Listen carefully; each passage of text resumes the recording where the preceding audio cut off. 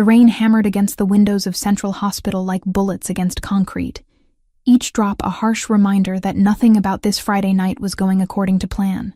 I pressed my fingers against my temples, fighting back the headache that had become my constant companion over the past 18 hours.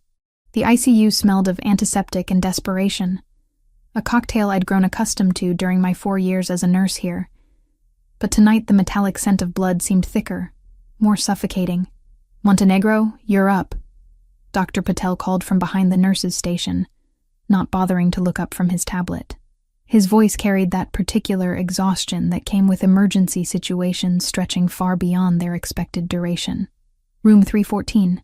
Auto accident victim. Stable, but needs observation." I rubbed my burning eyes and glanced at the wall clock. 2:30 in the morning. What should have been a 12-hour shift had stretched into 18 hours of chaos after a multi-car pileup on the interstate brought wave after wave of trauma patients through our doors. My scrub stuck to my skin with sweat and anxiety, my dark hair escaping its ponytail in rebellious strands that framed my face. "What's the situation?" I asked, taking the chart from Dr. Patel's outstretched hand. My voice sounded hoarser than usual, scratchy from breathing recycled hospital air for too many consecutive hours. "Minor injuries. Some stitches needed. Nothing complicated. Just keep an eye on vitals and make sure he's comfortable." Dr. Patel finally looked up, his expression softening slightly when he noticed the dark circles under my eyes. "After this one, you can head home, Montenegro. You've done enough for tonight." I nodded gratefully, though part of me wondered if I'd even be able to drive safely. My 26-year-old body felt decades older as I made my way down the dimly lit corridor, past rooms filled with patients who'd been luckier than they knew. The fluorescent lights flickered overhead, creating an almost strobing effect that made my exhaustion-induced headache throb harder. Room 314 sat at the end of the hallway, its door slightly ajar. I knocked twice before pushing it open, my mind already running through the routine checks I'd need to perform, but nothing could have prepared me for what waited inside. The scene before me looked like something from a movie rather than a hospital room. 2 men in dark suits stood guard on either side of a hospital bed, their postures rigid as soldiers at attention. Both wore sunglasses despite being indoors at nearly 3 in the morning, their faces expressionless masks that revealed nothing. Medical equipment I didn't recognize hummed quietly in the corner, far more sophisticated than our standard issue machines. On the bed sat a man who commanded attention without saying a word. Even injured, even vulnerable in a hospital gown that should have diminished his presence, he radiated an authority that made my breath catch in my throat. Dark hair, slightly mussed, framed a face that belonged in Renaissance paintings, sharp cheekbones, strong jawline, eyes the color of winter storms. A white bandage wrapped around his shoulder, stark against olive skin that spoke of Mediterranean heritage. But it was his eyes that stopped me cold. Ice blue and penetrating, they fixed on me with an intensity that made my skin prickle with awareness. This wasn't the grateful look of a typical patient, or the pain-clouded gaze of someone fighting injury. This was the stare of a predator, calculating and completely alert despite whatever trauma had brought him here. "I requested a doctor," he said, his voice low and accented with something that sent shivers down my spine. "Italian, maybe, or some blend of languages that spoke of old money and older power." Each word was precisely pronounced, as if he'd learned English from professors rather than the streets. I straightened my shoulders, trying to project the confidence that 4 years of nursing had taught me to fake when necessary. "I'm Sophia, your nurse for tonight. I'm fully qualified to handle your care." One of the suited men stepped forward slightly, and I caught the unmistakable bulge of a shoulder holster beneath his jacket. My mouth went dry, but I held my ground. In 4 years of working emergency medicine, I'd seen gang members, drug dealers, and criminals of every stripe. I'd learned to project calm, even when my heart hammered against my ribs. The patient on the bed studied me for a long moment, his gaze moving from my face down to my hands and back again. "You're tired," he observed. Not a question, but a statement. "How many hours have you been working?" "Long enough to know how to do my job," I replied, moving closer to check his chart.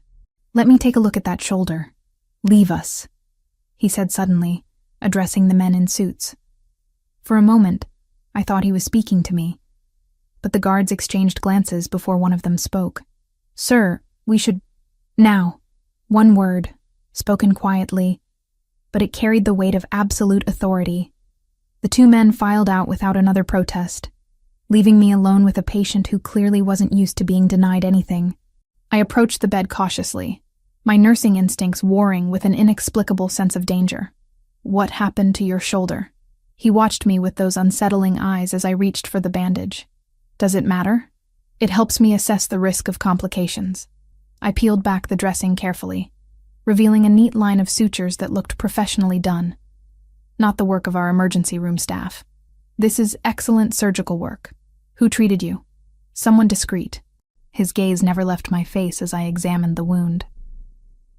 "You have steady hands." The compliment, delivered in that low, accented voice, sent heat creeping up my neck. I focused on the medical assessment, noting the healing was progressing well with minimal inflammation. "The sutures look good. No signs of infection." As I worked, I became acutely aware of his proximity, the heat radiating from his skin, the way he never looked away from me. Most patients either watched the ceiling or winced when I handled their injuries. This man studied me like I was a puzzle he intended to solve. "What's your name?" he asked suddenly. I glanced up from replacing his bandage. "I told you. Sophia." "Sophia what?" Something in his tone made me hesitate. "Montenegro." He repeated it slowly, as if testing the syllables on his tongue. "Sophia Montenegro. 26 years old, I'd guess." "You've been working here how long?" The specificity of his observation sent alarm bells ringing in my head. "How do you—" "Wrong room, sweetheart," he interrupted, his lips curving in what might have been a smile but felt more like a threat. "But now that you're here, I think fate may have intervened." I stepped back from the bed, suddenly aware that the door had closed behind his men when they left. I should go check on other patients. "You've seen too much to simply walk away," he said, his voice still quiet, but carrying an undertone that made my blood run cold. "The equipment in this room, my associates, the nature of my injuries, everything that would raise questions if discussed with the wrong people." "I don't know anything," I said quickly. "I'm just a nurse doing my job." He sat up straighter, wincing slightly as the movement pulled at his sutures. "You have steady hands and kind eyes, Sophia Montenegro. Exactly what I need." His gaze intensified. "Tell me, how much do you love your job here? Enough to work 18-hour shifts that leave you swaying on your feet?" The accuracy of his assessment unnerved me. "What do you want?" "For now, your discretion." He reached into a drawer beside the bed, pulling out what looked like a business card. "But I suspect we'll be seeing each other again very soon." Before I could respond, the door opened and his men returned, moving with the silent efficiency of people accustomed to following orders without question. The patient nodded once toward me. "She stays until I'm discharged. Find out everything about her." The words hit me like a physical blow. As one of the suited men moved toward me, I realized that walking into the wrong room had just changed my life in ways I couldn't begin to comprehend. The man on the bed watched my reaction with satisfaction, as if my fear was exactly what he'd been hoping to see. "Everything," he repeated, his winter storm eyes never leaving mine. Saturday morning arrived like a slap of cold reality. I'd barely managed 3 hours of sleep after my shift ended, and even then, my dreams had been haunted by ice-blue eyes and voices that commanded absolute obedience. The knock on my apartment door at 6 a.m. made my blood freeze. Through the peephole, I saw 2 men in expensive suits standing in my hallway like they owned the building. One held a manila envelope, the other kept his hands clasped behind his back, in a pose that screamed military training. My hands trembled as I unlocked the door, leaving the chain latch engaged. "Sophia Montenegro?" The taller one spoke with the same crisp professionalism I'd encountered at the hospital. "Who's asking?" "Mr. Toretti requests your presence for breakfast. His car is waiting downstairs. Alessandro Toretti." So now I had a last name to go with the face that had been burned into my memory. I glanced at the clock on my microwave. It's 6 a.m. Mr. Toretti is an early riser. The envelope slid through the gap in my door. "Your employment offer, Miss Montenegro. Mr. Toretti felt you might prefer to review the terms in private before making your decision." My fingers shook as I opened the envelope. The letterhead was embossed, expensive, the kind of stationery that whispered of old money and older power. But it was the numbers that made my vision blur. $50,000 per month, plus benefits, plus immediate signing bonus of $100,000. I read the figure 3 times before my brain could process it. In a year, I'd make more than I'd made in my entire 4-year nursing career combined. There must be some mistake, I whispered. No mistake. Mr. Toretti values exceptional medical care. The position would be as his personal nurse, with housing provided on his estate. Your current debts would be cleared immediately, and your sister's remaining tuition would be covered in full. My sister Lucia. How could he possibly know about my sister's college expenses? The crushing weight of her nursing school loans that kept me working double shifts, eating ramen for weeks at a time, choosing between gas money and groceries. I need time to think. Of course, Mr. Toretti is waiting downstairs to discuss the details. He's a patient man, but he prefers not to wait long. The threat was velvet-wrapped but unmistakable. I threw on jeans and a sweater, my mind racing as I descended the 5 flights of stairs. My building's lobby, usually empty at this hour, felt different with a figure in a tailored coat standing near the entrance. Alessandro Toretti looked like he'd stepped from the pages of a magazine. The hospital gown had been replaced by charcoal wool and Italian leather, his dark hair styled with casual perfection. The shoulder I'd bandaged showed no sign of injury as he turned toward me, those winter storm eyes cataloging my appearance with unsettling intensity. Sophia. My name sounded different in his accented voice, like he was claiming ownership of it. I trust you slept well? Not particularly. A ghost of a smile touched his lips. Neither did I. Shall we? The car waiting outside was a black Mercedes that cost more than I'd make in 2 years. As he held the door open, I caught the subtle scent of expensive cologne, mixed with something darker. More dangerous. The interior was cream leather and polished wood, a mobile office that spoke of a man who conducted business everywhere he went. As we pulled away from my rundown neighborhood, Alessandro poured coffee from a silver thermos into bone china cups. Have you had a chance to review the employment terms? I clutched my purse, the contract folded inside like a loaded weapon. The salary is generous. I pay for the best. His eyes never left my face as he handed me the coffee.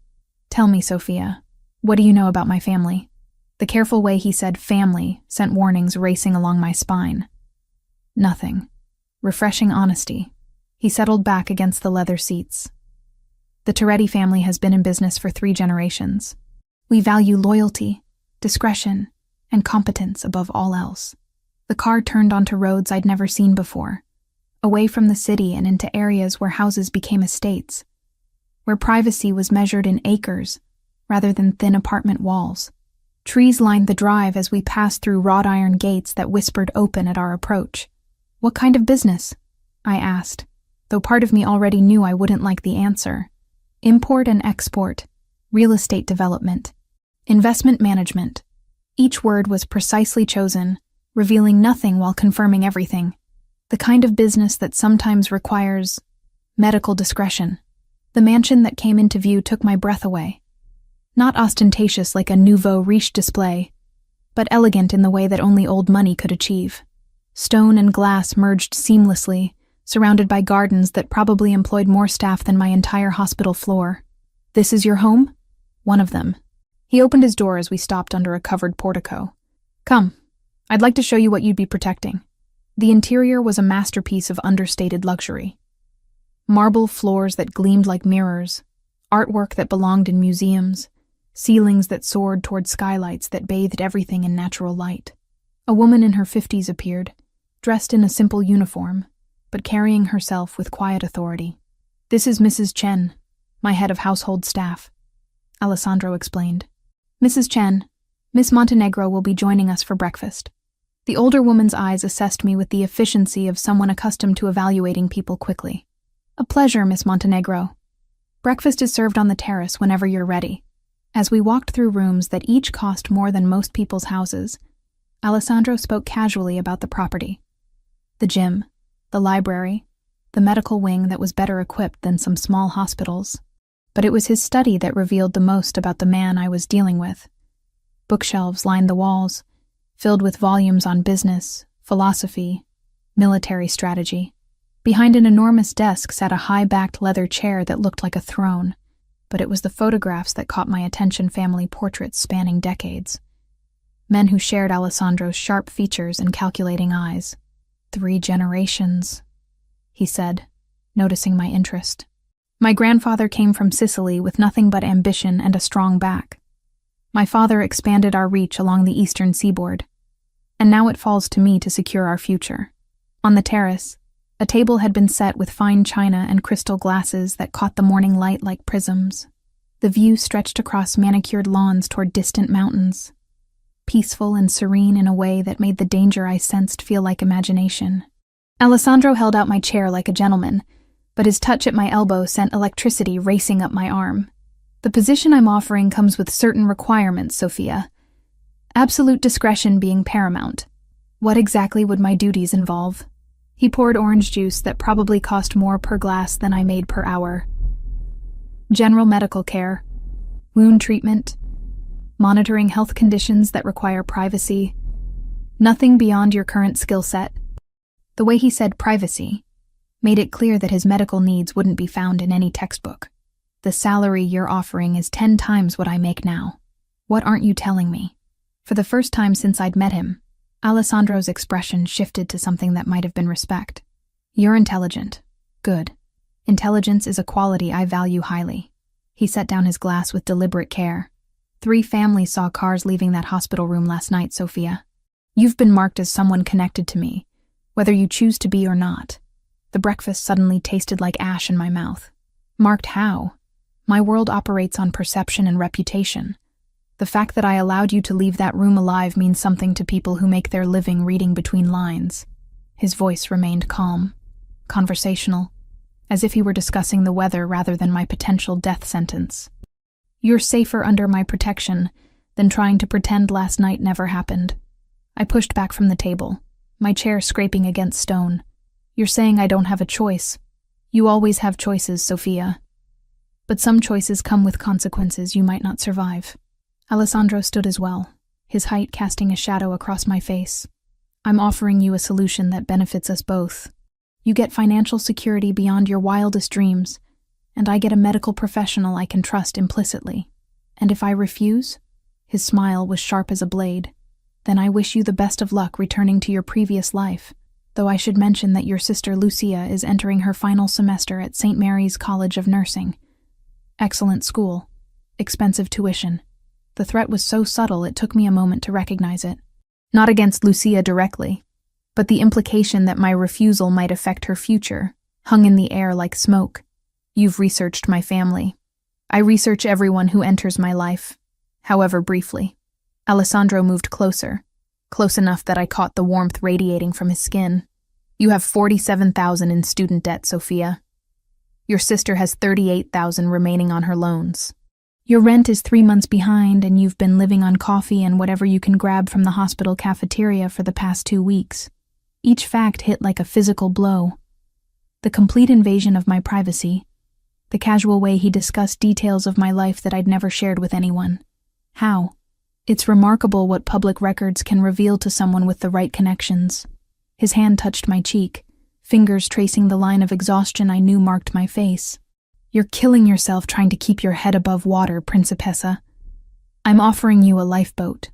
The endearment, spoken in that low, accented voice, sent heat racing through my veins despite my fear. I need time to consider. Of course. Alessandro stepped back, giving me space to breathe. Take the weekend. Mrs. Chen has prepared the guest cottage for your use while you decide. Your things have already been moved from your apartment. My mouth fell open. You moved my belongings without permission? I moved them for safekeeping. As I said, you've been marked. Your apartment is being watched by people far less patient than I am. Before I could respond, Mrs. Chen appeared as if summoned by telepathy. Miss Montenegro, if you'll follow me, I'll show you to your quarters.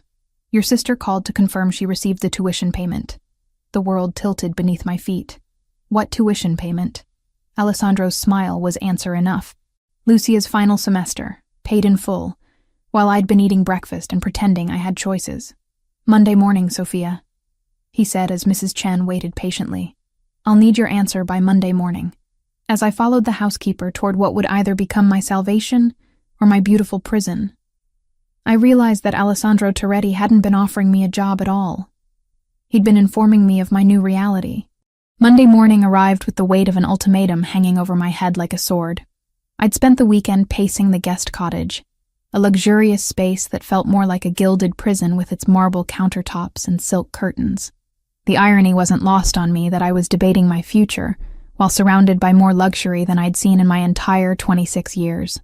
At precisely 7 o'clock, there was a soft knock on the cottage door.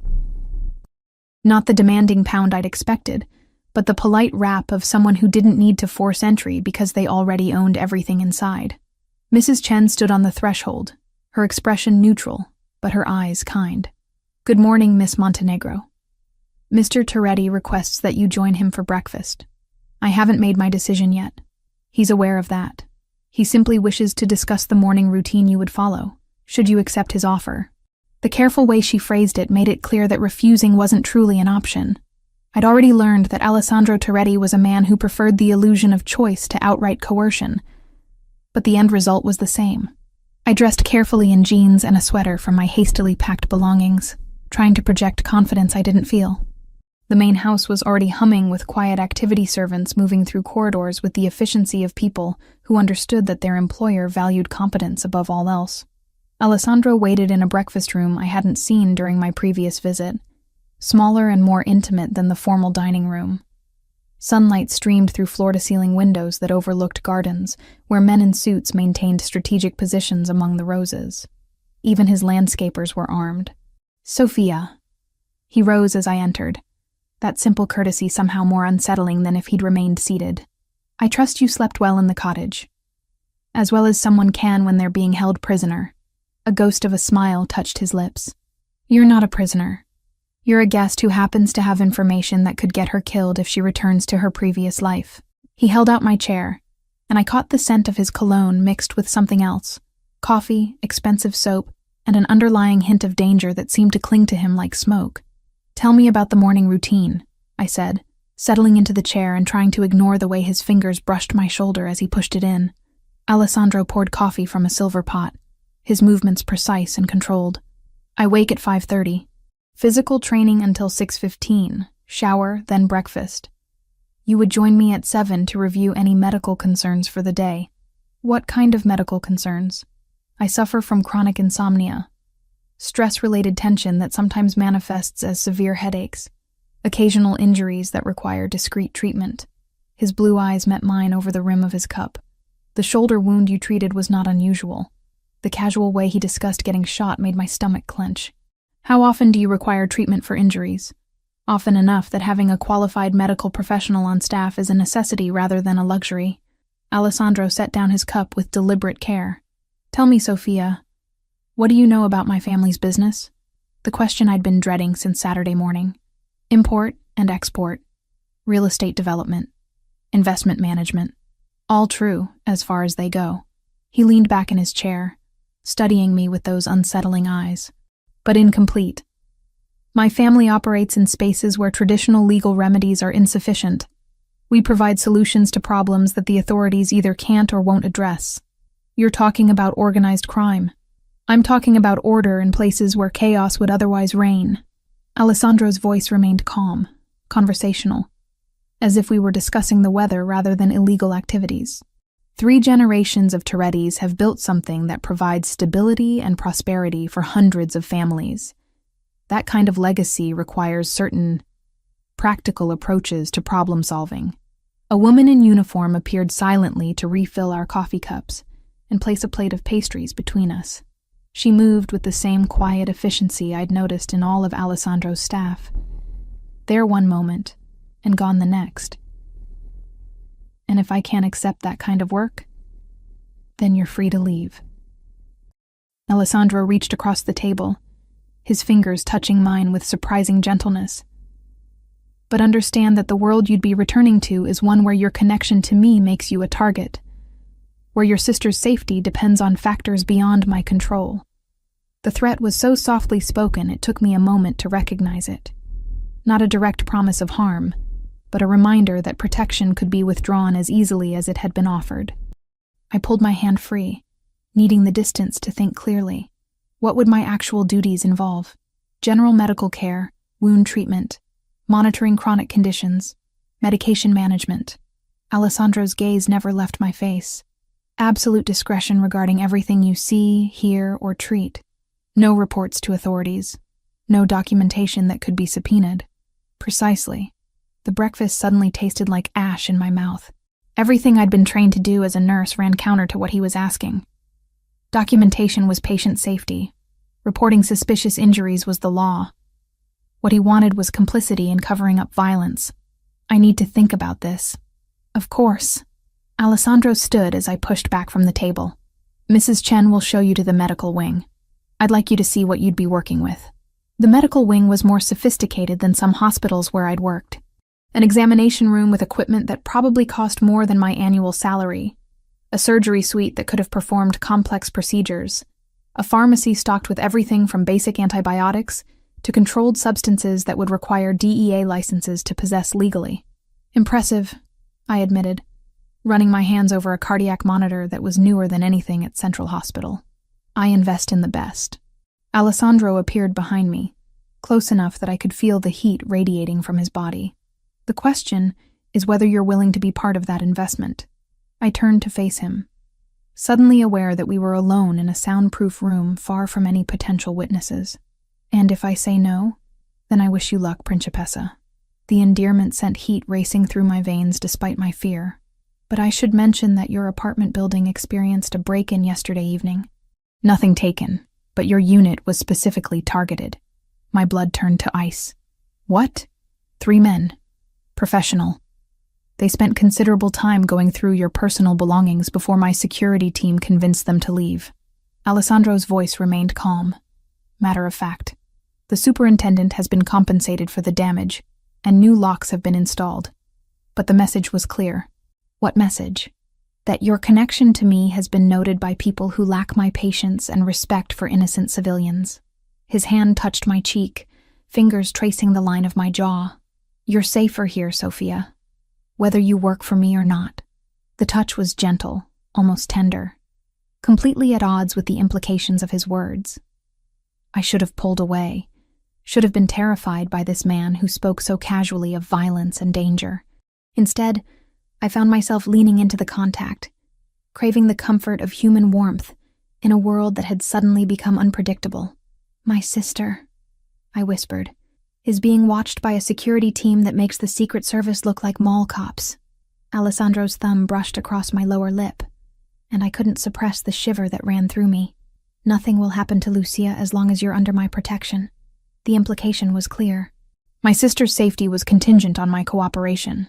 But looking into his eyes, I realized something that should have terrified me more than any threat. I was beginning to trust him. 1 month, I heard myself saying. I'll try it for 1 month. Alessandro's smile was like sunrise after a long, dark night. That's all I ask, Principessa.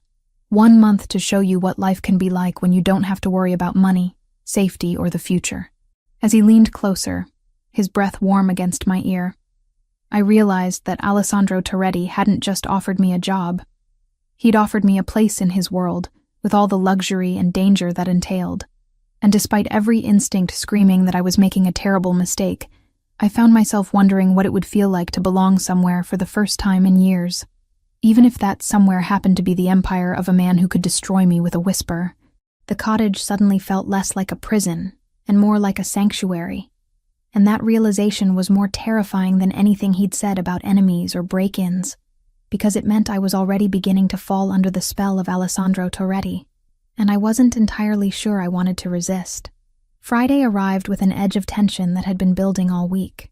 I'd settled into the routine of Alessandro's world with disturbing ease, checking his blood pressure each morning, monitoring the healing of various minor wounds, administering medications for the chronic insomnia that kept him pacing his study until the early hours.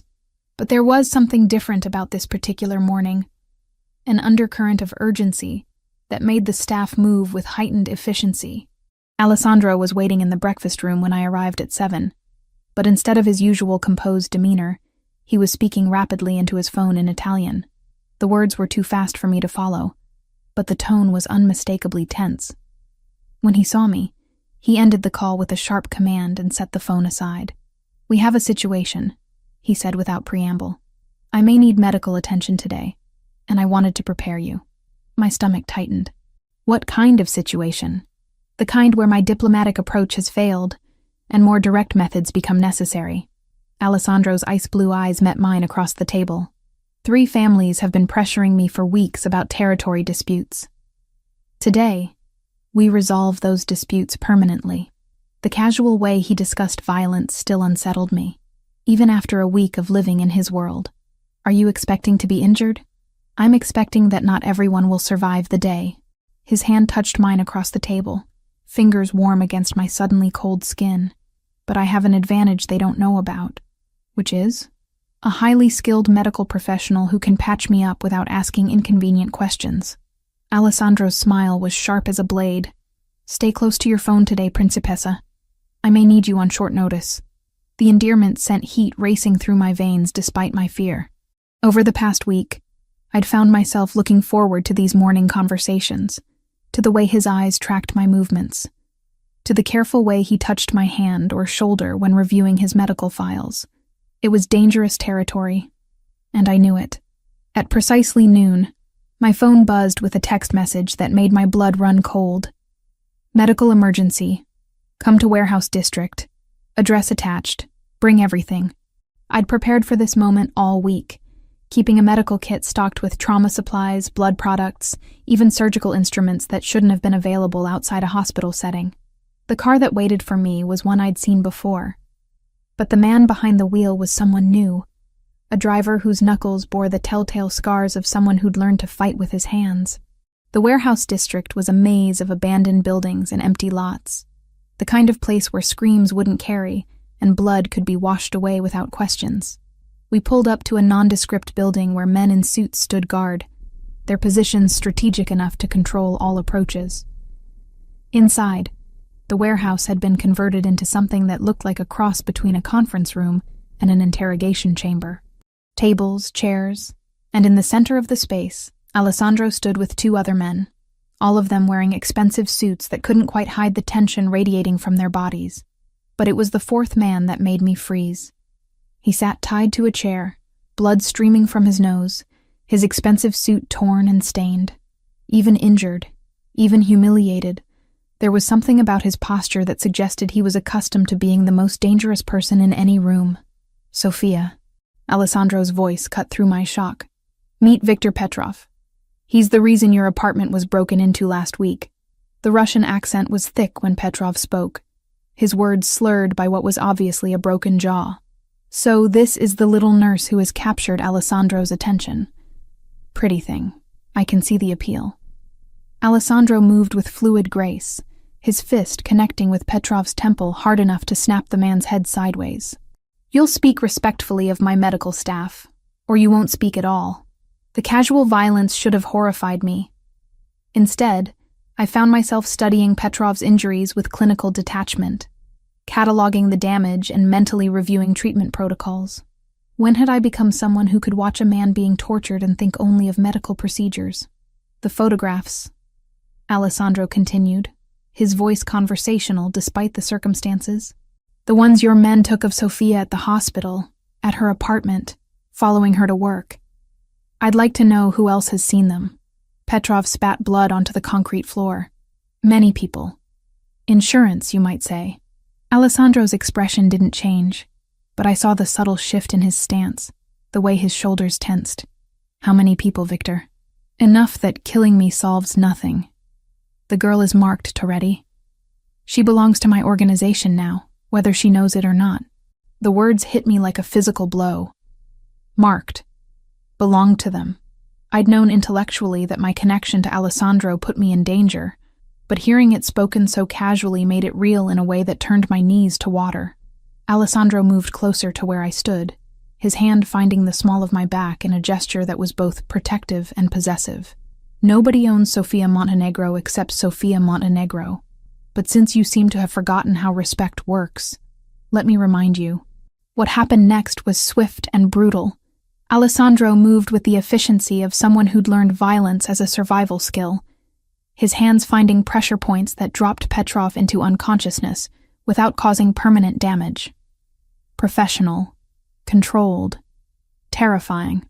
He'll wake up in a few hours with nothing more than a headache, Alessandro said, straightening his suit jacket as if he'd been discussing the weather. But the message will be clear to anyone watching. I stared at the unconscious man, my medical training warring with the reality of what I'd just witnessed. Is he going to be all right? He's alive, which is more consideration than he showed when he ordered surveillance on you. Alessandro's hand touched my face, fingers tracing the line of my jaw. You're under my protection now, Sophia. That means something in this world. The warehouse around us was being efficiently cleaned, evidence of what had transpired disappearing as if it had never happened. Men moved with the same quiet competence I'd observed at the estate, every action coordinated and purposeful. The other families, I asked, have been convinced that territorial expansion in certain directions would be unwise. Alessandro's smile was satisfied. Predatory. Sometimes diplomacy requires a demonstration of strength. As we walked back to the car, I realized that the morning's events had changed something fundamental between us. I'd seen Alessandro in his element, watched him exercise the kind of power that built empires and destroyed lives. And instead of running, instead of demanding to be taken back to my cottage to pack my belongings, I found myself walking closer to him, craving the security of his presence. Are you all right? He asked, as we settled into the back seat of the car. I should be horrified, I said honestly. I should be demanding that you take me home, that you let me go back to my old life. But you're not. No. I met his gaze directly. I'm not. And that scares me more than anything that happened in there. Alessandro's hand found mine, his fingers intertwining with mine, in a gesture that felt more intimate than any kiss. Fear can be useful, Principessa. It keeps you alive. But don't fear what's growing between us. The car pulled away from the warehouse district, carrying us back toward the estate and the life that was becoming less temporary with each passing day. In the distance, I could see smoke rising from what might have been another warehouse. And I didn't ask what was burning. Some questions were better left unasked, especially when the answers might reveal how much I'd already changed, how completely I was falling under the spell of a man who could destroy lives with a whisper and then hold my hand with surprising gentleness. The day's violence had been a test, I realized, not of my medical skills, but of my ability to accept the reality of Alessandro's world. And despite every instinct that should have been screaming warnings, I'd passed that test with flying colors, which meant I was in far more danger than I'd ever imagined, because the greatest threat wasn't from his enemies. It was from the way I was beginning to feel about the man who claimed to be protecting me. Monday morning arrived with a weight I hadn't expected. I'd been living at Alessandro's estate for over 2 weeks now, and what had started as a temporary arrangement was beginning to feel disturbingly permanent. The luxury no longer impressed me. Instead, it had become the backdrop for a life I barely recognized as my own. But it was what I discovered that Monday that shattered any illusions I still harbored about the man I was falling for. Alessandro was in meetings all morning, closeted in his study with men whose expensive suits couldn't quite hide the hardness in their eyes. I'd been given strict instructions to stay in the medical wing, reviewing inventory and updating protocols, but restlessness drove me to explore areas of the mansion I hadn't yet seen. The basement level was accessible through a discreet door near the kitchen, and what I found there made my blood run cold. It wasn't just a wine cellar or storage area, it was a command center that rivaled anything I'd seen in spy movies. Banks of monitors showed surveillance feeds from locations throughout the city, communication equipment that looked military-grade, and filing cabinets that stretched along one entire wall. But it was the contents of one particular cabinet that destroyed my world. The files were meticulously organized, each bearing a name written in Alessandro's precise handwriting. And there, near the front, was a folder marked Montenegro, Eduardo, deceased. My father's name. My hands shook as I opened it, revealing photographs I'd never seen before. My father meeting with men I didn't recognize, entering buildings I'd never heard of, conducting business that looked nothing like the simple accounting work he'd claimed to do. But it was the final document in the file that made me sink to my knees on the concrete floor. A death certificate dated 3 years earlier, signed by a coroner I'd never heard of. But beneath it was another document, this one bearing Alessandro's signature, an authorization for permanent resolution of security breach involving Eduardo Montenegro. He'd ordered my father's death, the man I'd been falling for, the man who touched me with such gentleness, who called me Principessa with genuine affection in his voice, had signed the order that killed my father. The car accident that had devastated my family, that had left Lucia and me alone in the world, hadn't been an accident at all. I don't know how long I sat on that floor, staring at the evidence of Alessandro's betrayal. Time seemed suspended, reality fracturing around the edges as I tried to process what I'd discovered. When footsteps finally echoed on the basement stairs, I didn't even try to hide what I'd found. Alessandro appeared in the doorway, his expression shifting from surprise to something that might have been regret when he saw the open file in my hands. "You weren't supposed to see that." "But I did." My voice sounded hollow, unrecognizable. "You killed him. You killed my father." Alessandro moved closer, his hands held out in a gesture that was probably meant to be calming. "Sophia, let me explain." "Explain what?"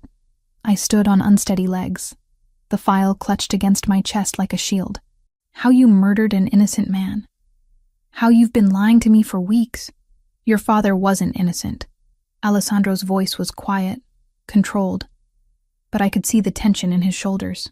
Eduardo Montenegro was stealing from 3 different organizations, playing them against each other. He was going to get a lot of people killed. The words hit me like physical blows. "That's not possible." My father was an accountant. He worked for a legitimate firm. "He worked for legitimate firms during the day," Alessandro interrupted. "At night, he was cooking books for money laundering operations, skimming percentages for himself, and selling information to whoever paid the highest price. He was a traitor, Sophia. To everyone." I backed away from him, my spine hitting the filing cabinet. "You're lying." Alessandro reached into another drawer, pulling out a thick folder that made the first one look insignificant. Bank records showing deposits from 7 different criminal organizations. Recordings of phone calls where he's negotiating prices for information. Video surveillance of him meeting with federal agents. He spread the contents across a nearby table. Each piece of evidence another nail in the coffin of the father I thought I'd known. Eduardo Montenegro was planning to disappear with $10 million in stolen money, leaving you and Lucia to face the consequences of his betrayals. I stopped him before he could destroy more lives. The room spun around me as I stared at proof that my entire life had been built on lies. My gentle, hard-working father had been a criminal who'd put his own daughters in danger for money. But that knowledge didn't lessen the pain of Alessandro's deception. "You knew," I whispered. "When you offered me that job, when you brought me here, you knew exactly who I was. This was never about my medical skills or wrong numbers or coincidences. You've been planning this from the beginning." Alessandro's mask of control finally cracked, and I saw something raw and vulnerable in his ice-blue eyes. "At first, yes. I investigated you because of your connection to Eduardo. But when I saw you at that hospital, when I watched you care for your sister, sacrifice everything for her education," his voice broke slightly. "You were nothing like him, Sophia. You were everything good that he pretended to be. So you decided to collect me like a prize?" Anger burned through my shock, white-hot and purifying. "The daughter of the man you murdered, turned into your personal nurse? I decided to protect you from the consequences of his actions." Alessandro stepped closer, and I saw my own pain reflected in his face. 3 organizations were looking for Eduardo's family, believing you might know where he hid the money he stole. I made it clear that you were under my protection, that touching you would mean war with the Toretti family. Before I could respond, the basement door slammed open, and Marco Santini descended the stairs with 2 men I didn't recognize. There was something different about Alessandro's consigliere, something desperate in his usually composed demeanor. "Sophia," Marco said, his voice tight with an emotion I couldn't identify. "You need to come with me." Alessandro moved between us instantly, his hand reaching inside his jacket for what I knew was a gun. "Explain yourself, Marco. They have my family." Marco's voice cracked. "My wife, my children. 6 months they've been holding them, forcing me to feed information to the Russians. They want her as collateral for your cooperation." The pieces clicked into place with terrifying clarity. Marco's recent strange behavior, the way he'd been pushing Alessandro toward more aggressive actions, the timing of everything that had brought me into Alessandro's world. It had all been orchestrated. You set this up, I breathed, staring at Marco. You arranged for me to find that room, didn't you? You made sure I'd see Alessandro's medical equipment, that I'd become involved. Marco's face was a mask of tortured guilt. They needed leverage against him, something he cared about more than territory or money. I watched him watching you for months, saw how you affected him. I thought if I could make the connection seem natural, accidental. Alessandro's gun was in his hand now, trained on the man who'd been his closest advisor for 8 years. Where are they holding your family, Marco? Warehouse district. Same building where we met with Petrov. Marco's hands shook as he held them up in surrender. They'll kill them if I don't bring her, Alessandro. My children are 7 and 9 years old. I looked between the two men, understanding that I was standing at the center of a web of manipulation that stretched back months. Marco had betrayed his closest friend to save his family. Alessandro had built his protection of me on the foundation of my father's murder. Everyone had used me, moved me like a piece on a chessboard, and I'd been too blind to see it. I won't be anyone's leverage, I said, my voice stronger than I felt. Not yours, not theirs, not his. I looked directly at Alessandro. I'm leaving. Tonight. I want nothing more to do with any of this. Sophia, please. Alessandro's voice held a desperation I'd never heard before. Let me explain everything. Let me tell you why. Why what? I interrupted. Why you killed my father. Why you manipulated me into caring about you.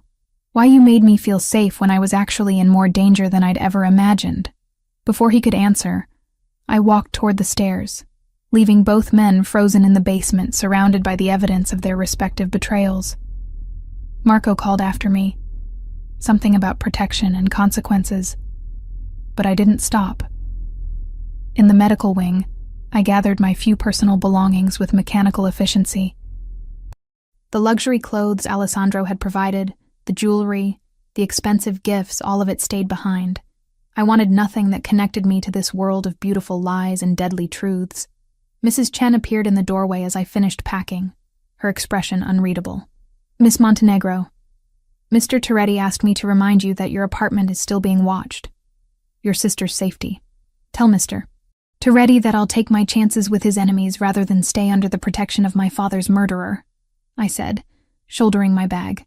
And tell him that if anything happens to Lucia, I'll make sure every law enforcement agency in the country knows exactly where to find him. As I walked toward the front door, I could hear raised voices from the basement. Alessandro and Marco arguing about strategy and family and consequences. But their problems were no longer mine. I'd been Sofia Montenegro, daughter of a man I thought was a saint. Then I'd been Sofia Montenegro, nurse to a dangerous criminal. Now I was just Sofia Montenegro, a woman who'd learned that love built on lies was more dangerous than any enemy, and I was walking away from both the man who'd killed my father and the twisted world that had nearly consumed me. The night air felt like freedom as I stepped outside the mansion's gates, even though I knew it might also be signing my death warrant. But for the first time in weeks, I was making a choice that was entirely my own. 24 hours of freedom had been enough to remind me why I'd accepted Alessandro's protection in the first place.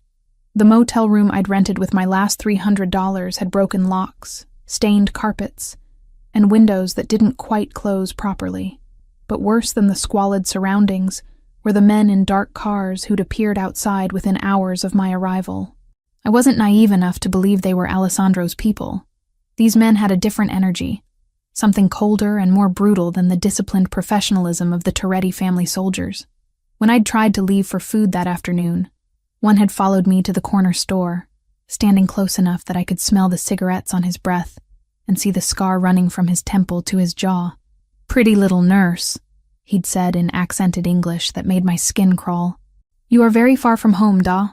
I'd bought a package of crackers and a bottle of water with trembling hands, my mind racing through escape routes that all led nowhere.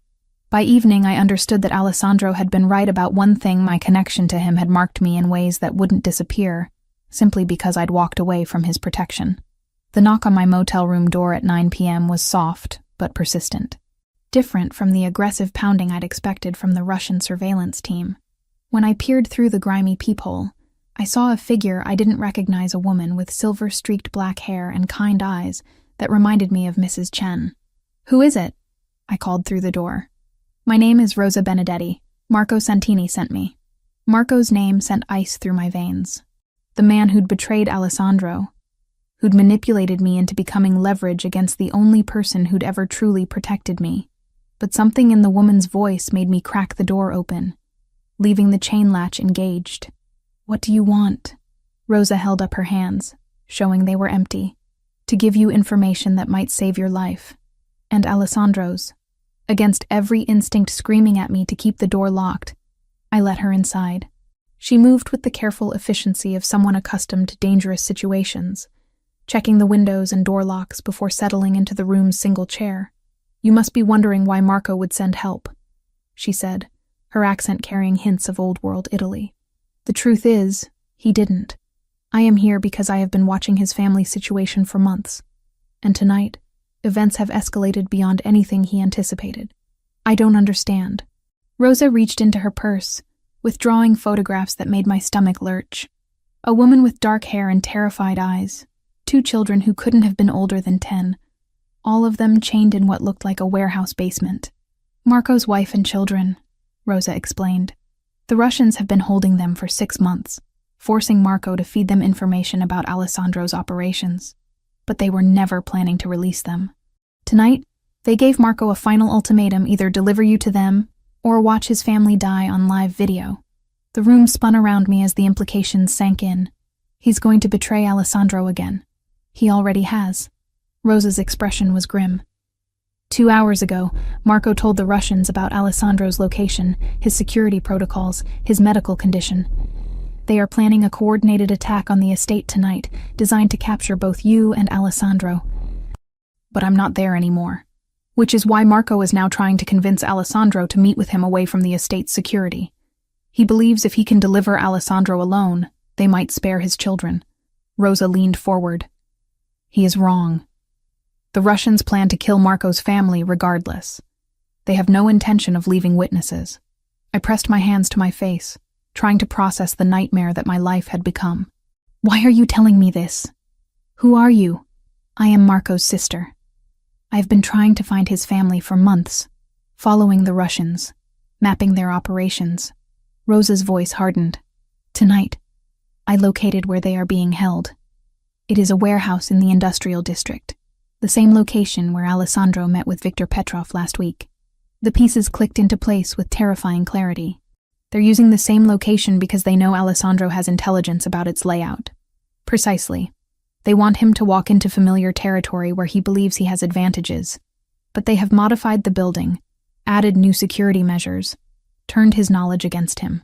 Rosa stood, moving to the window to check the street below.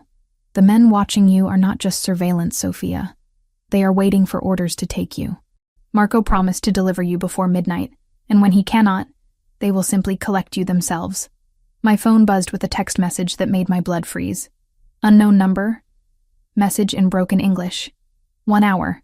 Come willing, or we take by force. Your choice." "They know where I am," I whispered. "They have known since you arrived. The question is whether you are going to let Marco's family die while you hide in this room, or if you are going to help me save them and warn Alessandro before he walks into a trap."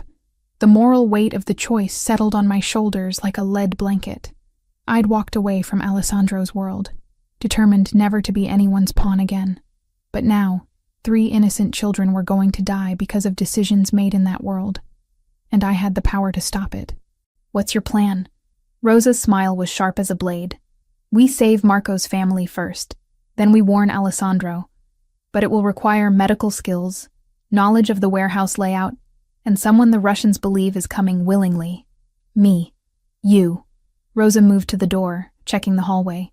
"The Russians expect Marco to deliver you within the hour. Instead, you will walk into that warehouse with medical equipment, claiming to be there to treat Alessandro's injuries after they capture him. And then? Then we prove that sometimes the best way to win a war is to be exactly as ruthless as your enemies expect, but twice as smart." As I gathered my medical supplies and prepared to walk back into the world I'd tried to escape, I realized that Rosa was offering me something I'd never had before. The chance to be a true partner, rather than a protected possession. Not Alessandro's Principessa or Marco's leverage, but Sofia Montenegro making her own choices about who lived and who died. The Russian surveillance team followed us as we left the motel, just as Rosa had predicted. But they kept their distance, believing I was finally coming willingly to the trap they'd set. What they didn't know was that Rosa had spent months learning their operation, mapping their weaknesses, and preparing for this exact moment. As we drove through the industrial district toward the warehouse where 3 children waited to die, and Alessandro walked unknowingly into an ambush, I understood that this was my real choice, not between safety and danger, but between being a victim of other people's decisions, or becoming someone who shaped the outcome herself. For the first time since I'd discovered that file in Alessandro's basement, I felt like Sofia Montenegro again.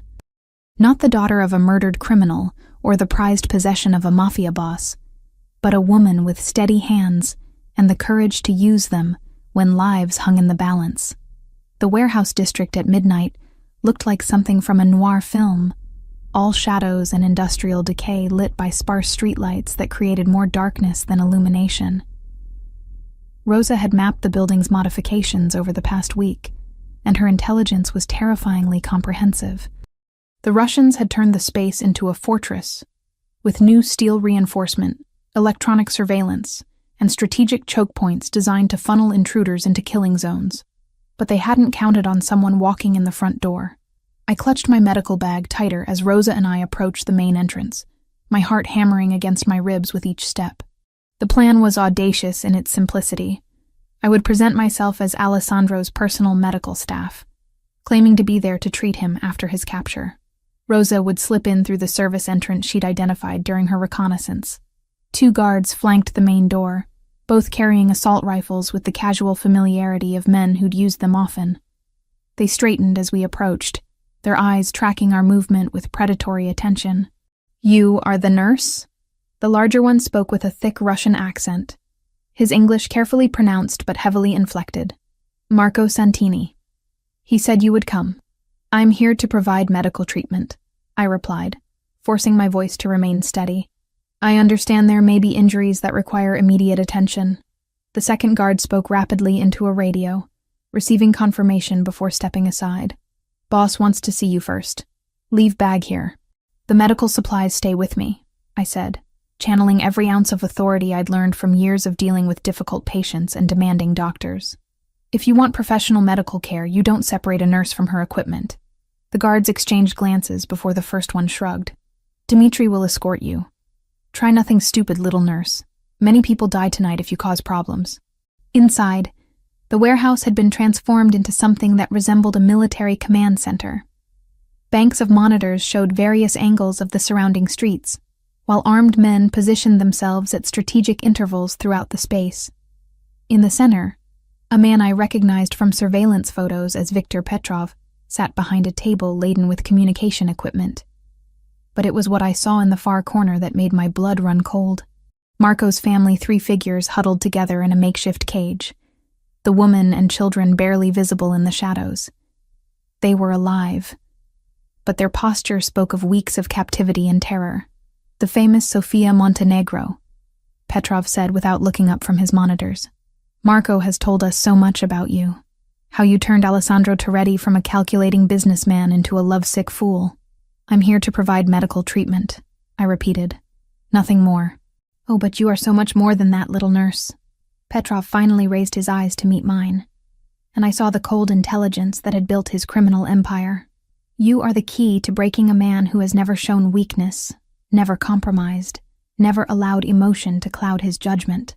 Before I could respond, alarms began blaring throughout the building. Red lights flashed as voices shouted in Russian, and suddenly the warehouse erupted into controlled chaos. On the monitors, I could see vehicles approaching from multiple directions, black SUVs and tactical trucks moving with military precision. "Alessandro," Petrov breathed, his expression shifting from satisfaction to something approaching respect. 30 minutes early and coming from directions we did not anticipate. The man learns quickly. But as I watched the feeds, I realized Alessandro wasn't just arriving early, he was arriving in force. The vehicles weren't approaching cautiously. They were racing toward the building with the kind of speed that spoke of assault rather than negotiation, and there were far more of them than Petrov had expected. "Sir," one of the Russian soldiers called out. "Perimeter teams report at least 40 vehicles. This is not a negotiation force." Petrov's face darkened as the implications became clear. He knows about Marco's betrayal. This is not rescue. This is war. The first explosions came from the warehouse's east wall, precisely placed charges that blew strategic holes in the building's structure. Through the smoke and debris, figures in tactical gear poured through the breaches with professional efficiency. But these weren't Alessandro's usual suited soldiers. These were men who moved like military special forces, armed with equipment that spoke of serious preparation. "How many men does he have?" Petrov demanded, watching his defensive positions come under coordinated assault. "More than us," came the grim reply from one of his lieutenants. In the chaos, I saw my opportunity. While the Russians focused on repelling Alessandro's attack, I moved toward the corner where Marco's family was held. The cage was secured with electronic locks, but I'd spent enough time in Alessandro's medical wing to recognize the access panel design. Rosa appeared beside me like a ghost, having used the assault to slip inside unnoticed. "The lock system is connected to the main power grid," she whispered. "If we can create a power surge in the right location, all electronic systems will reset for approximately 60 seconds.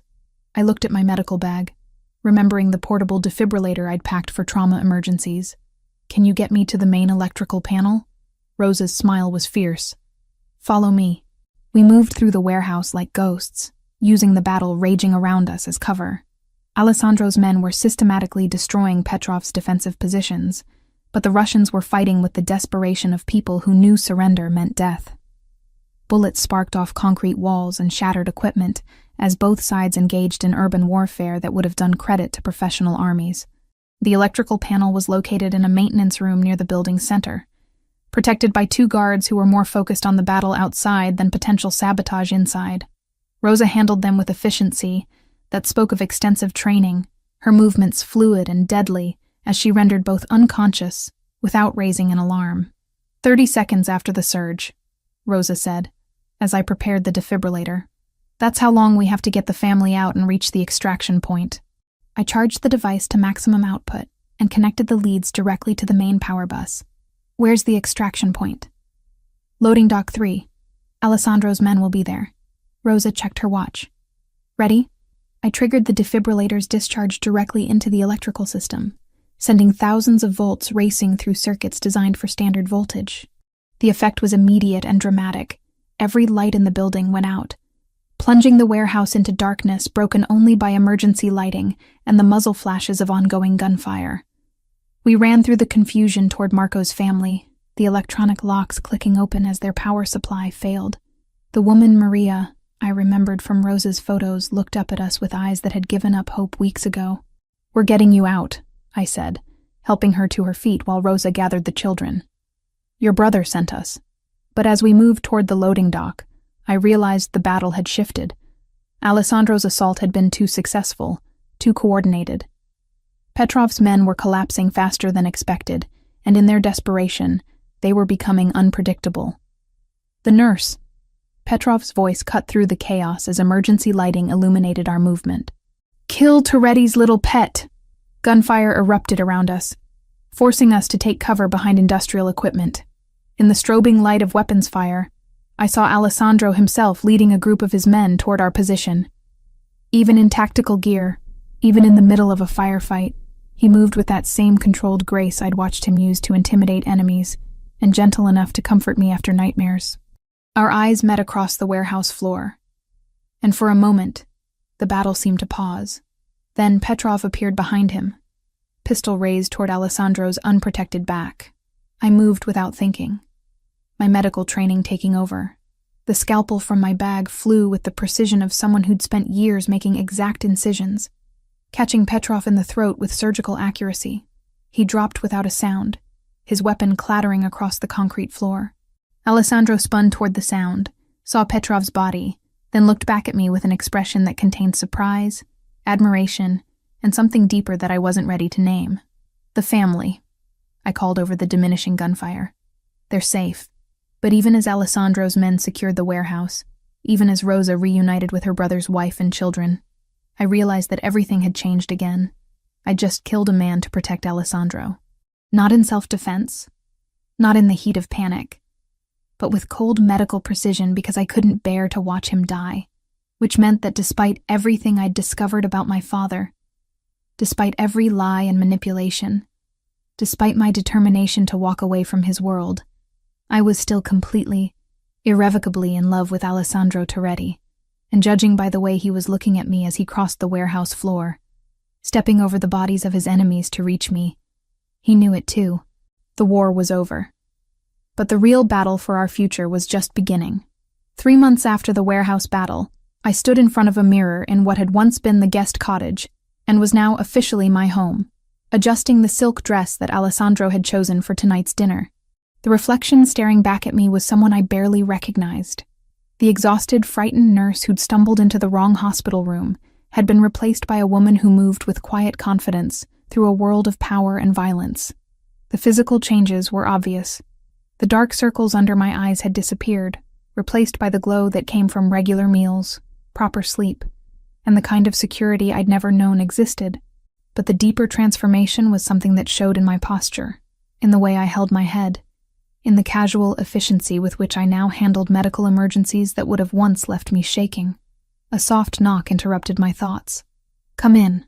Alessandro entered, and even after 3 months of waking up beside him, the sight of him in a perfectly tailored tuxedo still made my breath catch. He moved with that same controlled grace I remembered from our first meeting, but now there was something different in his eyes when he looked at me. The calculating assessment had been replaced by something warmer, more possessive, more real. "You look beautiful, Principessa," he said, crossing the room to stand behind me. His hands settled on my shoulders, fingers tracing the line of my collarbone with familiar intimacy. "Are you ready for tonight?" Tonight was the official dinner to introduce me to the heads of the other families, the formal acknowledgement of my position as Alessandro's partner in both life and business. Over the past 3 months, I'd slowly been integrated into the operational side of the Torretti empire, starting with the medical facilities and expanding into the legitimate businesses that formed the public face of the organization. "Ready as I'll ever be," I replied, leaning back against the solid warmth of his chest. "Are you sure about this, Alessandro? There's still time to change your mind, to keep things unofficial." His arms circled my waist, pulling me closer. "I've never been more certain of anything in my life. You saved my life, Sophia. You saved Marco's family. You eliminated the Russian threat when you killed Petrov." His lips brushed against my ear. "You're not just my medical advisor anymore, you're my equal partner in everything." The word equal sent warmth through me. It had taken 3 months of careful negotiation and gradual trust building, but Alessandro had slowly ceded real authority to me.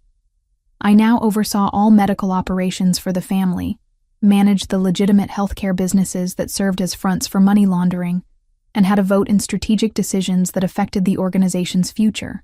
But more than that, I'd found my purpose in ways I'd never expected.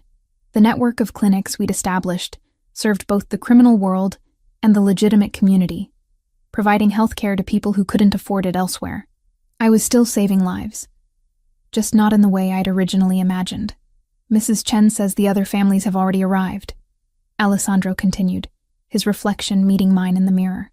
"Don Marco from Chicago, the Costellos from Philadelphia, even the Yakuza representatives from the West Coast." I turned in his arms, studying the face I'd grown to love despite everything he represented. "And they'll accept me? They'll accept what I tell them to accept." Alessandro's voice carried that edge of authority that had once terrified me and now provided comfort. "But Sophia, you need to understand what tonight means. Once this dinner happens, once you're formally recognized as my partner, there's no going back to your old life. Ever." I reached up to straighten his bow tie, a gesture that had become automatic over the past months. "I walked away from my old life the night I chose to save you instead of running.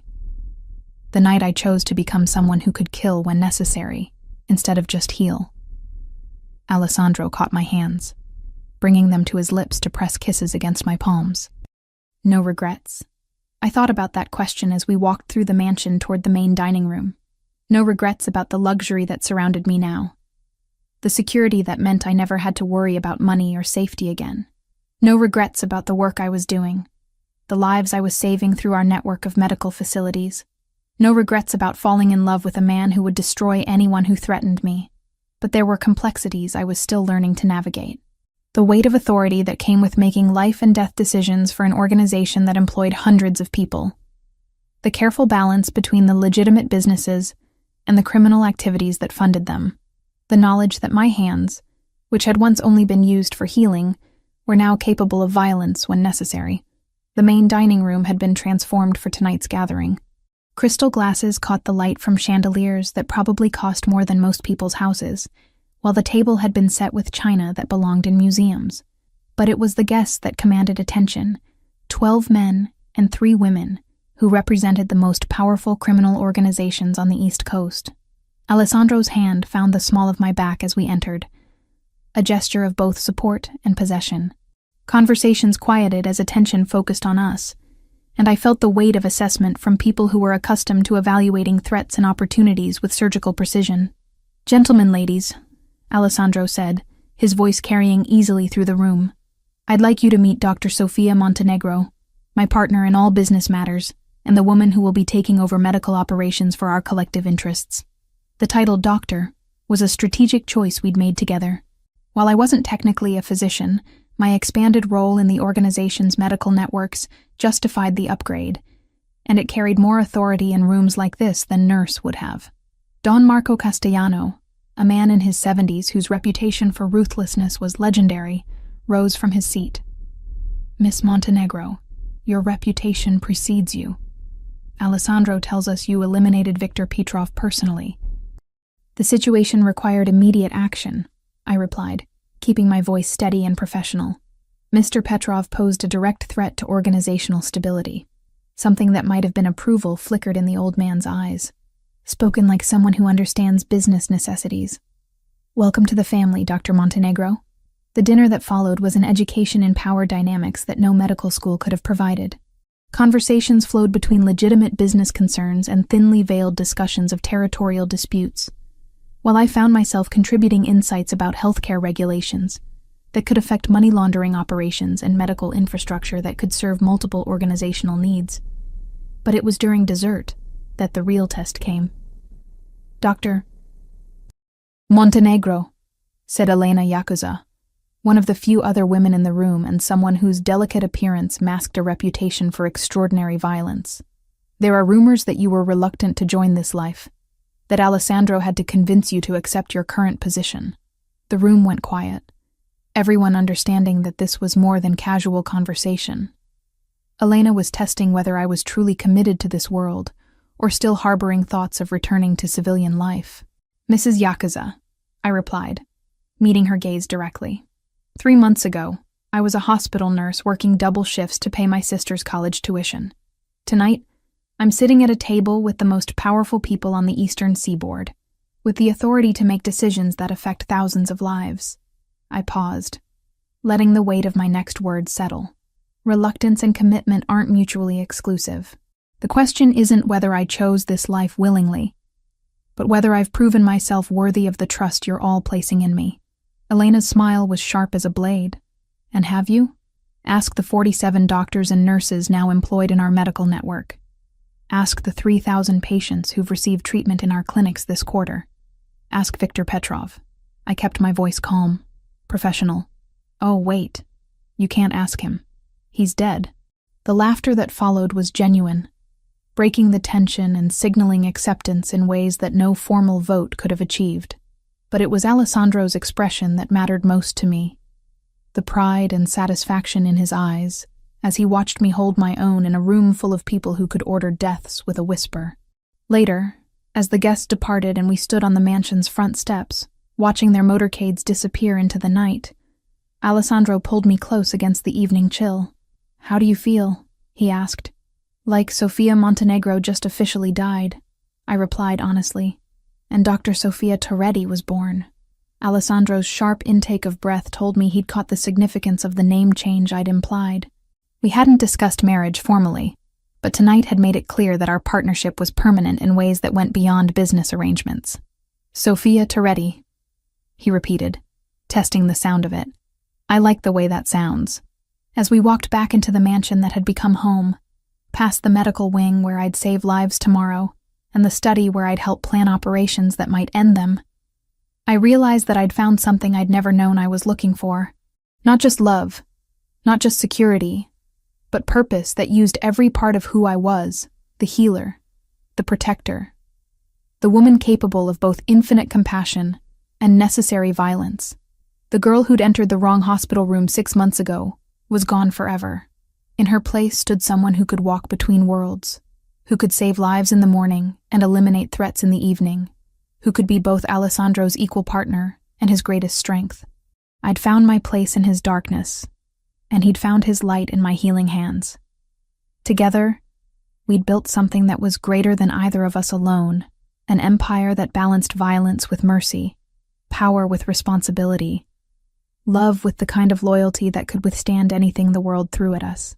And as Alessandro's arms tightened around me in our bedroom, in our home, in our shared future, I knew with absolute certainty that this was exactly where I belonged.